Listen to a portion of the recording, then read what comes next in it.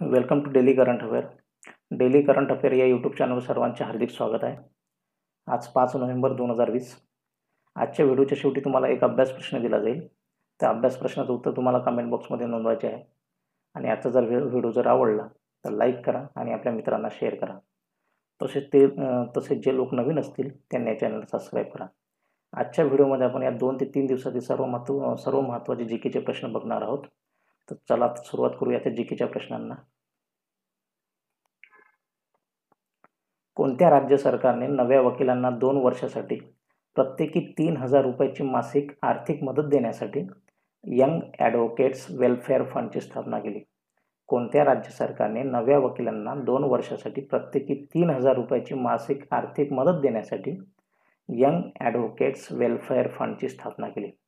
Option A Uttar Pradesh, option B Tamil Nadu, option C Jharkhand, option D Gujarat. या प्रश्नाचं उत्तर आहे ऑप्शन बी तामिळनाडू. तामिळनाडू राज्य सरकारने नव्या वकिलांना 2 वर्षासाठी प्रत्येकी 3,000 रुपयाची मासिक आर्थिक मदत देण्यासाठी यंग ॲडव्होकेट्स वेलफेअर फंडची स्थापना केलेली आहे. पुढचा प्रश्न. कोणत्या व्यक्तीला 2020 साली IIFFB जीवन गौरव पुरस्कार देऊन सन्मानित करण्यात आले? कोणत्या व्यक्तीला 2020 साली IIFB जीवन गौरव पुरस्कार देऊन सन्मानित करण्यात आलेले? Option A Om Puri, option B Paresh Rawal, option C Amrish Puri आणि ऑप्शन डी अनुपम खेर. या प्रश्नाचं उत्तर आहे ऑप्शन ए ओमपुरी. ओमपुरी यांना 2020 सालचा IIFB जीवन गौरव पुरस्कार देऊन सन्मानित करण्यात आलेलं आहे. अमेरिकेच्या बोस्टनमध्ये आयोजित इंडिया इंटरनॅशनल फिल्म फेस्टिवल, ज्यालाच IIFB असे म्हणतात, India international film festival Boston हा बोस्टनमध्ये आयोजित केलेला आहे. त्या समारंभात दिवंगत अभिनेता म्हणजे जे मृत पावलेले आहेत अभिनेता ओमपुरी यांना 2020 सालचा IIFB म्हणजेच India international film festival Boston जीवन गौरव पुरस्कार देऊन त्यांचा सन्मान करण्यात आलेला आहे. कोणाला? तर ओमपुरी यांना 2020 सालचा IIFB म्हणजे India international film festival award त्यांना देऊन सन्मानित करण्यात आलेले आहे. पुढचा प्रश्न. कोणती आदिवासी जात गीर राष्ट्रीय उद्यान व वन्यजीव अभयारण्याच्या आसपासच्या भागात निवास करते? कोणती आदिवासी जात गीर राष्ट्रीय उद्यान व वन्यजीवन अभयारण्याच्या आसपासच्या भागात निवास करते? आदिवासी जमातीविषयी हा प्रश्न विचारलेला आहे. Option A Baiga, option B Vathodi, option C Maldharis आणि ऑप्शन डी असूर. या प्रश्नाचं उत्तर आहे ऑप्शन सी मालधारीस. मालधारीस ही जमात जी आहे, जी आदिवासी जमात आहे, ती गीर राष्ट्रीय उद्यान व वन्यजीव अभयारण्याच्या आसपासच्या भागात निवास करते, म्हणजे तिथं ते राहते. मालधारीस आणि सिद्दीस या आदिवासी जाती गीर राष्ट्रीय उद्यान व वन्यजीवन अभयारण्याच्या आसपासच्या भागात निवास करतात. या 2 आदिवासी जमात आहेत, मालधारीस आणि सिद्दीस. या 2 आदिवासी जमाती गीर राष्ट्रीय उद्यान व वन्यजीव अभयारण्याच्या आसपासच्या भागात निवास करतात. पुढचा प्रश्न. ओडिशा राज्यातला सर्व शाळा समाविष्ट करण्यात आलेला 7E प्रकल्प हा कोणत्या संस्थेचा उपक्रम आहे? ओडिशा राज्यातला सर्व शाळा समाविष्ट करण्यात आलेला 7E प्रकल्प हा कोणत्या संस्थेचा उपक्रम आहे? ऑप्शन ए नीती आयोग, ऑप्शन बी संघ लोकसेवा आयोग, ऑप्शन सी राष्ट्रीय विकास परिषद आणि ऑप्शन डी क्रिएटिव्ह कॉमन्स. या प्रश्नाचं उत्तर आहे ऑप्शन ए नीती आयोग. ओडिशा राज्यातील सर्व शाळा समाविष्ट करण्याला 7E प्रकल्प हा कोणत्या संस्थेचा उपक्रम आहे? तर नीती आयोगाचा उपक्रम आहे. 7 प्रकल्प नेमका काय? नीती आयोगाच्या 7E म्हणजे sustainable action for transforming human capital in education. याचा लॉंग फॉर्म काय आहे? Sustainable action for transforming human capital in education. या प्रकल्पाच्या अंतर्गत ओडिशा राज्यातल्या सर्व शाळा समाविष्ट करण्यात येत आहे. या उपक्रमात 3 आदर्श राज्य तयार करण्याकरता आरोग्य आणि शिक्षण या 2 महत्त्वाच्या घटकावर भर देण्यात आलेला आहे.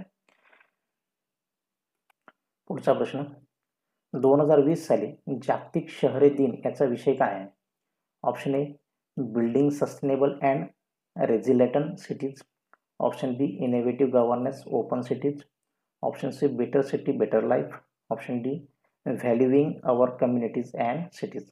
या प्रश्नाचं उत्तर आहे option D valuing our communities and cities.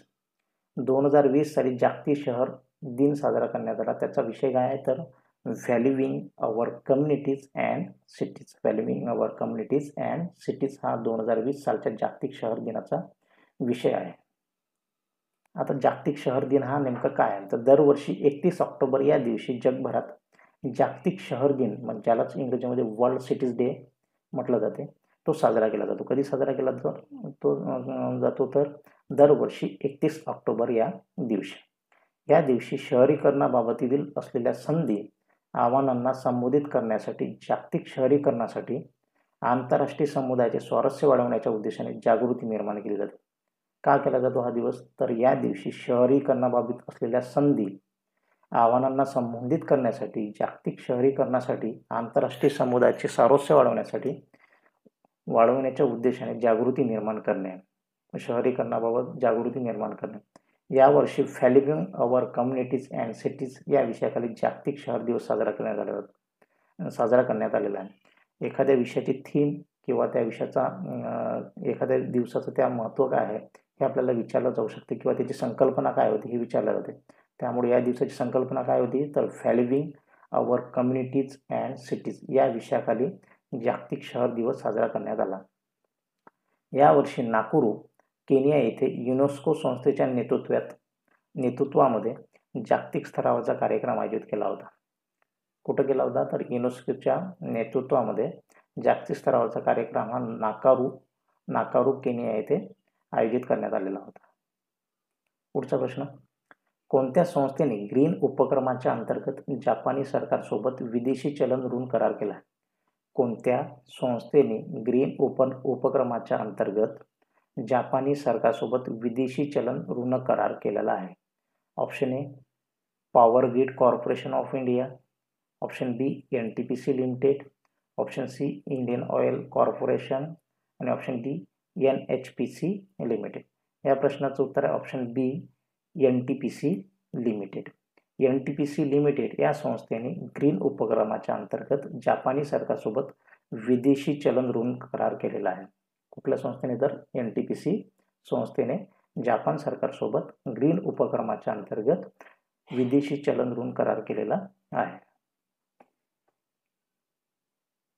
भारताच्या NTPC मर्यादित या सर्वात मोठ्या ऊर्जा उत्पादक कंपनीने, ही जी NTPC आहे भारतातील एक मोठी ऊर्जा उत्पादक कंपनी आहे, हिने Japan bank for international cooperation JBIC, Japan bank for international cooperation यांच्या green global action for reconciling economic growth and environment preservation या उपक्रमाच्या अंतर्गत JBIC सोबत 50 अब्ज जापानी येन, भारतीय रुपयामध्ये जर विचार केला तर 3,582 कोटी रुपये इतक्या रकमेसाठी विदेशी चलन ऋण करार केलेला आहे. ग्रीनचा लॉंग फॉर्म काय तर global action for reconciling economic growth and environment preservation या उपक्रमाच्या अंतर्गत त्यांनी Japan bank for international cooperation JBIC सोबत 50 अब्ज जापानी येन म्हणजे 3,582 कोटी रुपयाचा विदेशी चलन ऋण करार केलेला आहे. तर कुठल्या कंपनीने केलेला आहे तो करार तर भारताच्या NTPC या कंपनीने केलेला आहे आणि हे भारतातील मोठी ऊर्जा उत्पादक कंपनी आहे. पुढचा प्रश्न, कोणत्या राज्यात नव्याने उद्घाटन झालेले आरोग्य वन आहे? कोणत्या राज्यात नव्याने उद्घाटन झालेले आरोग्य वन आहे? ऑप्शन ए उत्तराखंड, ऑप्शन बी उत्तर प्रदेश, ऑप्शन सी गुजरात आणि ऑप्शन डी तामिळनाडू. या प्रश्नाचं उत्तर आहे ऑप्शन सी गुजरात. गुजरात या राज्यात नव्यानेच उद्घाटन झालेलं आरोग्य वन आहे. 30 ऑक्टोबर 2020 रोजी पंतप्रधान नरेंद्र मोदी यांच्या हस्ते गुजरातमधल्या केवाडिया येथे विविध प्रकल्पाचे उद्घाटन झाले. आरोग्य वन, आरोग्य कुटीर, एकता मॉल आणि बाल पोषण उद्यान या विकास कामाचे त्यांनी उद्घाटन केले. 30 ऑक्टोबर 2020 रोजी पंतप्रधान नरेंद्र मोदी गुजरातमधील केवाडिया येथे त्यांनी अनेक प्रकल्पाचं उद्घाटन केले आहे. त्यामध्ये कुठले प्रकल्प आहेत तर आरोग्य वन आहे, आरोग्य कुटीर आहे, एकता मॉल आहे आणि बाल पोषण उद्यान या विकास कामाचे त्यांनी उद्घाटन केलेले आहे. 2020 साली जागतिक रजतशल्ककंड रोग दिनाचा विषय काय? रजतशल्ककंड म्हणजेच काय? सोयरॅसिस हा त्वचेचा एक रोग आहे. 2020 साली जागतिक रजतशल्ककंड, ज्याला सोयरॅसिस असे म्हणतात, त्या रजतशल्ककंड रोग दिन म्हणजेच सोयरॅसिस या रोगाचा विषय काय आहे? Option A, treat psoriasis seriously. B, psoriasis inside out. Option C, connected. आणि ऑप्शन डी, इन्फॉर्म. याचं उत्तर आहे ऑप्शन डी, इन्फॉर्म. जे 2020 साली जो जागतिक रजतशल्ककंड रोग दिन साजरा करण्यात आला, त्या दिनाचा विषय होता इन्फॉर्म. दरवर्षी 29 ऑक्टोबर या दिवशी जागतिक रजतशल्ककंड रोग दिन पाळला जातो किंवा साजरा केला जातो. जागतिक रजतशल्ककंड रोग दिन म्हणजेच काय? जागतिक सोयरॅसिस दिन. त्वचेचा हा एक रोग आहे आणि तो कधी साजरा केला जातो? तर 29 ऑक्टोबर या दिवशी. 2020 साली जागतिक रजतशल्ककंड रोग दिनाचा विषय इन्फॉर्म हा आहे. याचा विषय काय? तर इन्फॉर्म. रजतशल्ककंड रोग, सोयरॅसिस हा एक त्वचा रोग आहे जो आपोआप बरा होतो. एक त्वचेचा रोग आहे हा आणि तो आपोआप बरा होतो. पुढचा प्रश्न, कोणत्या व्यक्तीची टांझानिया देशाच्या राष्ट्राध्यक्षपदी निवड झाली? कोणत्या व्यक्तीची नुकतीच टांझानिया देशाच्या राष्ट्राध्यक्षपदी निवड झालेली आहे? Option A, Edward Lowassa. Option B, John Magufuli. Option C, Kassim Majaliwa. Option D, Jakaya Kikwete. या प्रश्नाचं उत्तर option B, John Magufuli. John Magufuli यांची नुकतीच टांझानिया देशाच्या राष्ट्राध्यक्षपदी निवड झालेली आहे. पुढचा प्रश्न, कोणत्या व्यक्तीची राष्ट्रीय कंपनी कायदा अपील न्यायाधिकरण यांच्या अध्यक्षपदावर नेमणूक केली आहे? कोणत्या व्यक्तीची राष्ट्रीय कंपनी कायदा अपील न्यायाधिकरण यांच्या अध्यक्षपदावर नेमणूक झाली? Option A, Sanjeev Gupta. Option B, H J. Mukhopadhyay. Option C, B L. Bhatt. Option D, सरोजिदू मुखर्जी. या प्रश्नाचं उत्तर आहे option C, B L. Bhatt. B L. Bhatt यांची राष्ट्रीय कंपनी कायदा अपील न्यायाधिकरण यांच्या अध्यक्षपदावर नेमणूक झालेली आहे आणि त्यांची ही नियुक्ती 31 डिसेंबर 2020 पर्यंत करण्यात आलेली आहे. त्यांचा कालावधी किती आहे? तर 31 डिसेंबर 2020 पर्यंत. पुढचा प्रश्न, कोणत्या राज्याला पब्लिक अफेअर इंडेक्स 2020 यांच्या मोठ्या राज्याच्या यादीमध्ये पहिला क्रमांक देण्यात आलेला आहे? कोणत्या राज्याला पब्लिक अफेअर इंडेक्स 2020 मध्ये मोठ्या राज्याच्या यादीमध्ये पहिला क्रमांक देण्यात आलेला आहे? Option A, Goa. Option B, Kerala. Option C, Uttar Pradesh. आणि ऑप्शन डी, राजस्थान. या प्रश्नाचं उत्तर आहे ऑप्शन बी, केरळ. केरळ राज्याला पब्लिक अफेअर इंडेक्स 2020 मध्ये मोठ्या राज्याच्या यादीमध्ये पहिला क्रमांक देण्यात आलेला आहे. आता पब्लिक अफेअर इंडेक्स 2020 कोण जाहीर करते? तर बंगळुरू शहरातल्या पब्लिक अफेअर सेंटर या वैचारिक संस्थेच्या वतीने पब्लिक अफेअर इंडेक्स 2020 जाहीर करण्यात येतो. हा पब्लिक अफेअर इंडेक्स कोण जाहीर करते? तर बंगळुरू शहरातल्या पब्लिक अफेअर सेंटरच्या वतीने हा जाहीर करण्यात येतो. भांडवली वाटा, वृद्धी आणि शाश्वत व्यवस्था या 3 स्तंभाच्या आधारावर केल्या जाणाऱ्या शाश्वत विकासाच्या संदर्भात राज्य सरकारच्या प्रशासनाचे मूल्यांकन केले जाते. हा कशासाठी जाहीर केला जातो अहवाल? तर राज्य सरकारच्या विकासाचं मूल्यांकन यामध्ये केलं जाते आणि त्यामध्ये कुठल्या बाबी लक्षात घेतल्या जातात? तर भांडवली वाटा, वृद्धी आणि शाश्वत व्यवस्था या 3 स्तंभाच्या आधारावर केल्या जाणार, या 3 स्तंभाच्या आधार किंवा या 3 घटकाच्या आधारावर राज्याच्या विकासाचं मूल्यांकन केलं जाते. भांडवली वाटा, वृद्धी आणि शाश्वत व्यवस्था हे 3 घटकाच्या आधारे राज्याचा विकास किती झाला आहे हे बघितल्या जाते आणि त्याच्या आधारे त्यांना क्रमवारी देण्यात येते. मोठ्या राज्यामध्ये देशातलं सर्वोत्कृष्ट शासित राज्य केरळ. तर मोठे जे राज्य आहे त्यामध्ये देशातलं सर्वोत्कृष्ट राज्य कुठलं? तर केरळ या राज्याला पहिलं स्थान भेटलेलं आहे. त्याच्या पाठोपाठ तामिळनाडू आहे, त्याच्यानंतर आंध्र प्रदेश आणि कर्नाटक. तर छोट्या राज्यामध्ये देशातला सर्वोत्कृष्ट शासित प्रदेश गोवा आहे. म्हणजे जे मोठे राज्य आहे त्या मोठ्या राज्यामध्ये पहिला क्रमांक केरळचा आहे, दुसरा तामिळनाडू, तिसरा आंध्र आणि त्याच्यानंतर कर्नाटक. आणि छोट्या राज्यामध्ये छोट्या राज्याचा जर विचार जर केला तर त्या छोट्या राज्यामध्ये सर्वोत्कृष्ट शासित प्रदेश म्हणून गोवा आणि त्याच्या पाठोपाठ मेघालय आणि हिमाचल प्रदेश आहे. देशातला सर्वोत्कृष्ट शासित केंद्रशासित प्रदेश चंदीगड आहे. केंद्रशासित प्रदेशाच्या दृष्टिकोनातून जर विचार जर केला तर सर्वोत्कृष्ट केंद्रशासित प्रदेश कुठला? तर चंदीगड आणि त्याच्या पाठोपाठ पुडुचेरी आणि लक्षद्वीप आहे. मोठ्या राज्याच्या दृष्टिकोनातून केरळला सर्वोत्कृष्ट स्थान मिळालं आहे. छोट्या राज्याच्या दृष्टिकोनातून गोव्याला भेटलेला आहे आणि केंद्रशासित प्रदेशाच्या दृष्टिकोनातून जर विचार केला तर चंदीगडला सर्वोत्कृष्ट स्थान भेटलेलं आहे. पुढचा प्रश्न,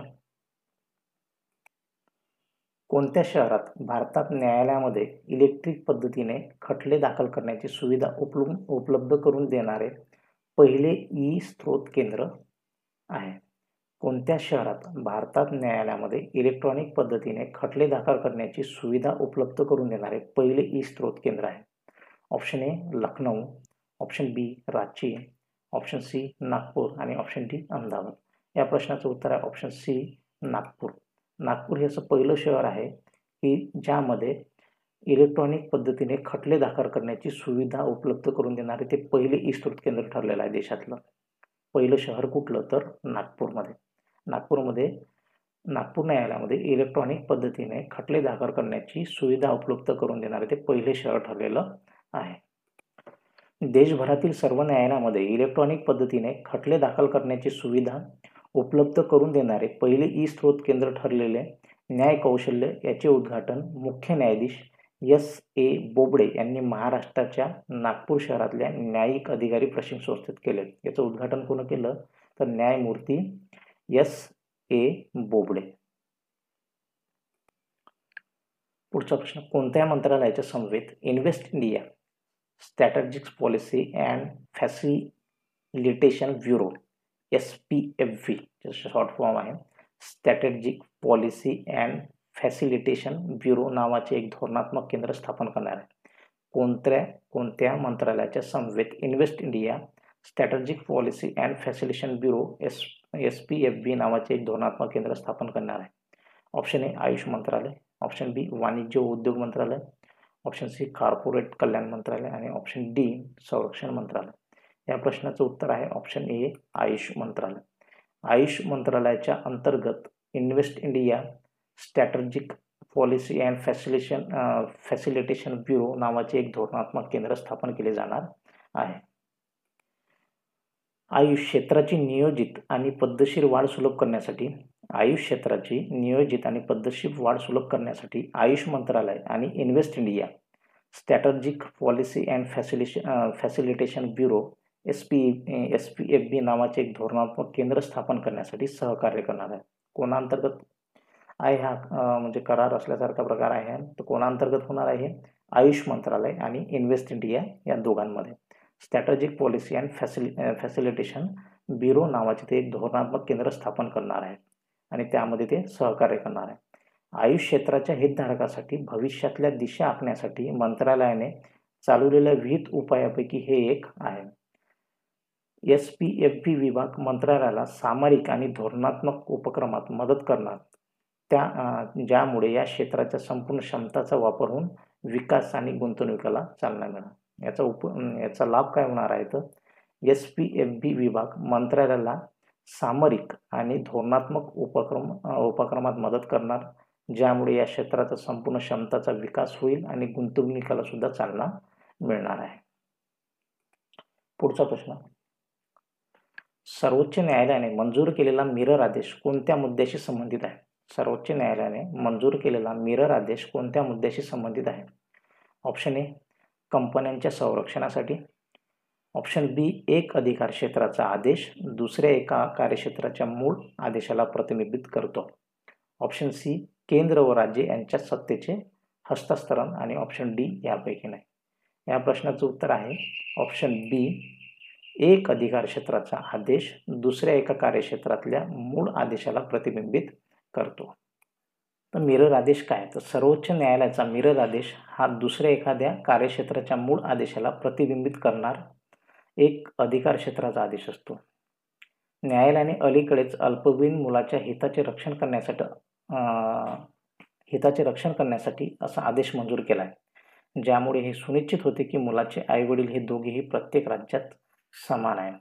आता मिरर आदेश काय? तर सर्वोच्च न्यायालयाचा मिरर आदेश हा दुसऱ्या एखाद्या कार्यक्षेत्राच्या मूळ आदेशाला प्रतिबिंबित करणार एक अधिकार क्षेत्राचा आदेश असतो.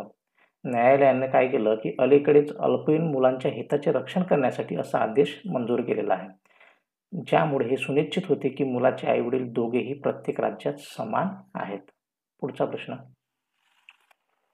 कोणत्या संस्थेत विद्यार्थ्याच्या कल्याणासाठी बंधू नामक स्वमदत गट संकेतस्थळ तयार करण्यात आलेलं आहे? बंधू नामक स्वमदत गट संकेतस्थळ म्हणजे वेबसाईट तयार करण्यात आलेली आहे. कोणत्या संस्थेत विद्यार्थ्याच्या कल्याणासाठी बंधू नामक स्वमदत गट संकेतस्थळ तयार करण्यात आलेलं आहे? ऑप्शन ए भारतीय तंत्रज्ञान संस्था खडगपूर, ऑप्शन बी भारतीय तंत्रज्ञान संस्था मुंबई, ऑप्शन सी राष्ट्रीय तंत्रज्ञान संस्था भोपाळ आणि ऑप्शन डी राष्ट्रीय मानसिक आरोग्य व मज्जातंतू विज्ञान संस्था. या प्रश्नाचं उत्तर आहे ऑप्शन बी भारतीय तंत्रज्ञान संस्था मुंबई. भारतीय तंत्रज्ञान संस्था मुंबई यांनी विद्यार्थ्याच्या कल्याणासाठी बंधू नामक स्वमदत संकेतस्थळ तयार केलेलं आहे. केंद्रीय शिक्षण राज्यमंत्री संजय धोत्रे यांनी IIT मुंबईने त्यांच्या विद्यार्थ्यांसाठी तयार केलेल्या बंधू नामक स्वमदत गट संकेतस्थळाचे उद्घाटन केले. शैक्षणिक जीवनात येणाऱ्या ताणापासून अभ्यासाचा ताण आणि मानसिक आरोग्य यासारख्या सर्व प्रकारच्या आव्हानांना तोंड देण्यासाठी बंधू सहाय्य करणार आहे.